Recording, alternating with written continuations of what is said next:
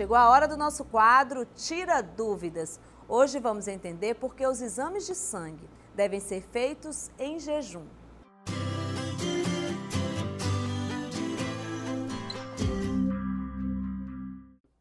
A normatização do tempo de jejum para cada tipo de análise sanguínea é necessária para definir um padrão de normalidade, uma vez que boa parte dos resultados é alterada com a alimentação. Com esse protocolo, é possível verificar a evolução de cada doença em relação aos exames anteriores, porque o tempo de jejum será sempre equivalente.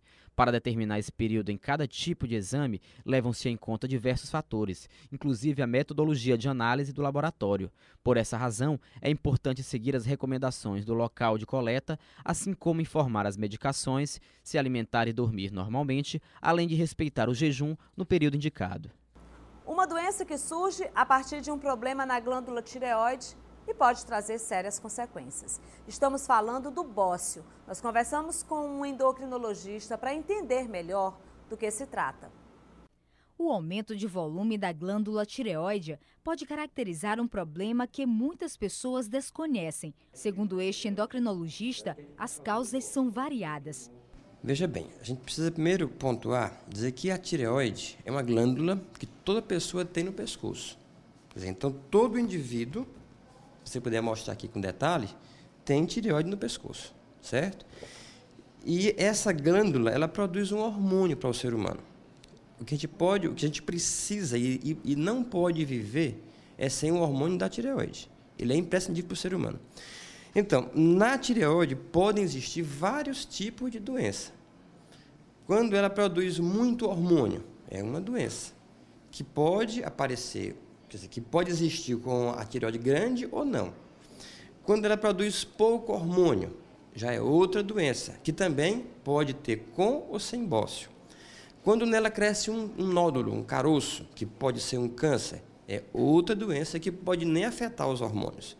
Então, o bócio é apenas um sintoma, não é a doença. A doença é excesso de hormônio, falta de hormônio, tumor, a glândula pode inflamar. O diagnóstico precoce ainda é o melhor remédio e só pode ser detectado com a ajuda de um profissional. Veja bem, dependendo do tipo de doença, existe um remédio específico.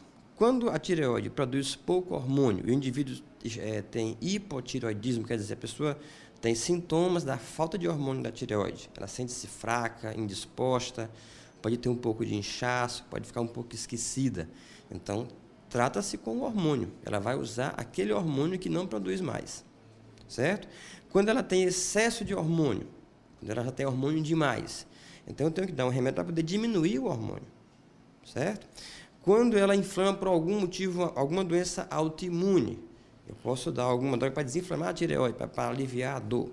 Quando ela tem um tumor, um caroço, aí tem que mandar operar a tireoide, tá? Então, dependendo da doença que causou aquele bócio, você trata de uma forma ou de outra. A tireoide é uma glândula, as doenças da tireoide têm mais uma distribuição familiar. É mais comum em pessoas que têm na família casos de doença na tireoide, que podem ser, tanto como eu falei, hipertireoidismo ou tumor.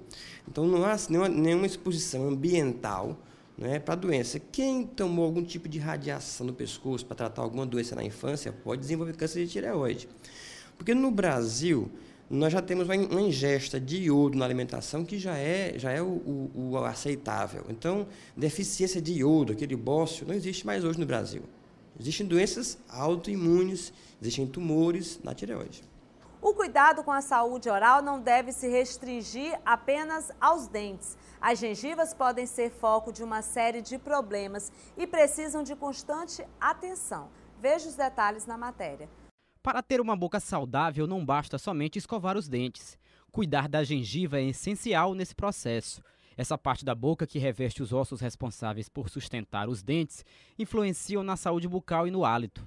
Um dos problemas que mais preocupa são as doenças periodontais. A doença periodontal, ela e a cárie são as principais causas de perda dos dentes. O principal cuidado que se deve ter para evitar a doença periodontal é a higiene básica, ou seja, a escova, a pasta e o fio dental. Com essas três armas, você praticamente evita o desenvolvimento da doença periodontal. A doença periodontal, em geral, ela se inicia na forma de gengivite. Uma gengiva um pouco mais avermelhada, brilhante e sangrando na presença da escova ou do fio dental. Se essa doença, se não for tomado nenhum cuidado com relação a essa doença, ela pode progredir e destruir uma quantidade maior de tecidos, chegando até o osso e os ligamentos periodontais, que são os ligamentos que unem o osso ao dente. Quando isso ocorre, a doença periodontal sai daquela fase que nós chamamos de gengivite, que é uma fase inicial, e ela passa para uma fase de periodontite, que é onde ela já destrói os tecidos que sustentam o dente, como o osso e o ligamento. Nesta fase, o tratamento já não é mais somente feito pelo indivíduo. Até na gengivite, você sozinho, com seus cuidados pessoais de higiene, com a escova, a pasta e o fio dental, você consegue barrar, controlar a doença. Quando você chega na periodontite, aí você já precisa de cuidados profissionais. Problemas nas gengivas podem se agravar e até provocar a perda de dentes. Mas existem formas eficazes de tratamento que dão bons resultados. O tratamento ele é feito basicamente através de curetagens, né? O dentista vai curetar os restos alimentares, o acúmulo de depósitos mineralizados, que nós chamamos também de cálculos ou tártaros, vai remover tecidos inflamatórios crônicos e vai fazer todo aquele trabalho de instruções, de motivação para que haja o controle da doença periodontal. Além disso, nós também fazemos uma vistoria nas restaurações, porque restaurações em excesso ou próteses mal adaptadas também podem gerar uma inflamação. E fazemos aquelas sessões de controle, motivando o paciente a cada sessão a manter os cuidados gerais de higiene. E quando falamos em cuidados com as gengivas, não nos referimos apenas a doenças.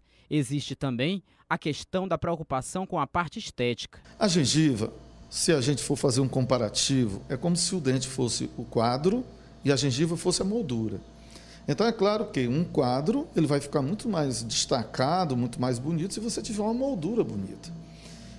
E algumas pessoas têm a gengiva muito volumosa, a gengiva cobrindo uma boa parte do dente, que não deixa uma situação estética. Ou então a gengiva assimétrica, quando um lado da face, você vai ter uma gengiva maior do que o outro.